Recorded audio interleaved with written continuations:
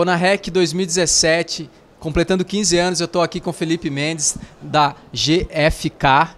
Ele é consultor, enfim, especialista em relações de consumo. E eles acabaram de debater um painel muito interessante aqui, que foi falar a respeito da crise, né? Muitos especialistas também conotam, Felipe, que a crise já passou, muitos empresários já estão aí vislumbrando crescimentos e tal. E a pergunta desse painel foi: e o consumidor? Qual foi o consumidor que ficou após essa crise? Responde pra gente, Felipe. Muito bacana. Bom, primeiro é um prazer, como sempre, estar aqui.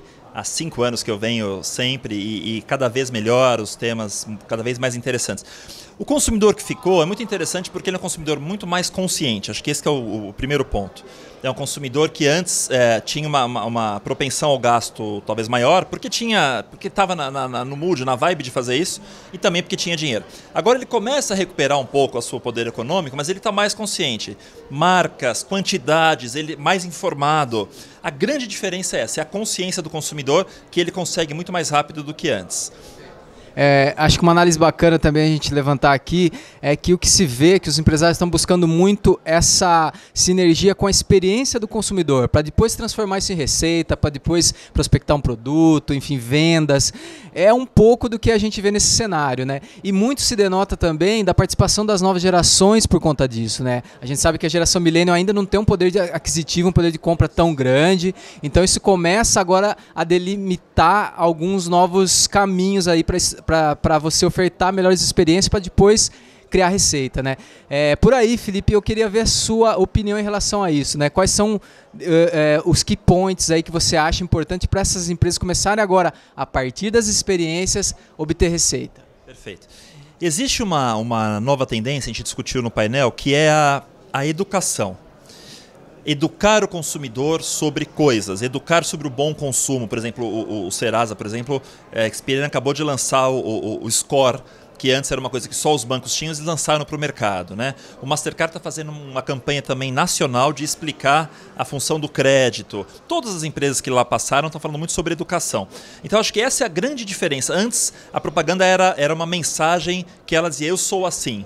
E hoje em dia tem essa questão de ensinar, dar mais informação de uma maneira que seja engajadora e que não seja tutoral, né? É uma conversa em que as marcas se despem um pouco da sua forma mais padrão e trocam essa ideia. E os millennials isso se sentem bem. Eles gostam de sentir que eles fazem parte daquela construção, daí vem a experiência que você comentou, mas ao mesmo tempo, se é bem feito, se é uma marca que respeita, eles permitem que a marca conte coisas para eles. Então, voltou um pouco ao que era propaganda lá no início, que era de fato propaganda, né? Você propagava coisas, hoje em dia você ensina coisas. Talvez o novo nome seja ensina a cidade, não publicidade. Alguma coisa vai mudar nisso daí.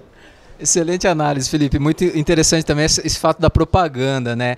E resgatando alguns valores, né? O millennial, a gente percebe que ele é muito apegado a isso, né? A identificação de valores, identificação de causa, identificação com ele próprio, né? Hoje, na GFK, o que vocês denotam, assim, que pode ser tendência daqui a pouco, daqui a uns 2 anos, em relação a isso, a identificação de causas e valores, né? O que vem primeiro hoje para uma marca quando ela pensa nisso, na visão da GFK? Perfeito. A gente mede 12 tendências mundialmente. No Brasil, as 3 que a gente mais percebe hoje é ecossidadania, eu vou falar um pouco dela, a questão de segurança do ponto de vista de tudo, confiança, segurança, porque isso está muito abalado no Brasil em função de todos os escândalos, né? E a questão da experiência que você comentou. No caso da ecossidadania, não é aquela coisa só eco chato, é a pessoa dizer o seguinte: poxa, para que eu vou comprar 2 se eu posso comprar 1, né? Para que eu vou gastar 2 folhas de papel se eu posso gastar uma só? Então, essa consciência de mundo, ela é importante porque ela passou a ser não mais das empresas, mas de mim mesmo. Qual é o tamanho da pegada que eu vou deixar nesse mundo? E isso, essa geração vem crescendo para todas as idades, mas essa geração nova já incorporou isso como dela. Qual é o desafio aqui? As marcas que antes tinham, às vezes, consumos maiores, né, até talvez um desperdício, vão ter que se acostumar a um consumo mais consciente. Então, justamente por isso que a gente comenta que a consciência é a grande diferença dessa geração. Fala-se muito da experiência, de tudo. Mesma experiência, né? Quando fala assim, hoje ninguém mais tem carro. Não é que ninguém mais quer ter carro. Se a pessoa tem o transporte sem precisar ter carro, é uma simplicidade da vida dela. Mas não é que ela não gosta de carro. As pessoas gostam de carro. Então, o importante é pensar o que está atrás. Atrás está essa consciência de que o mundo vai precisar ser um mundo mais racional, de alguma maneira, mais cuidadoso, mais consciente. Eu acho que essa é a grande orientação para as marcas daqui para frente. Bacana, é o consumo consciente na melhor definição do seu valor, né, Felipe? Ótimo. Felipe, agradeço a sua participação aqui. É isso, pessoal. Conarec 2017, Conarec 15 anos.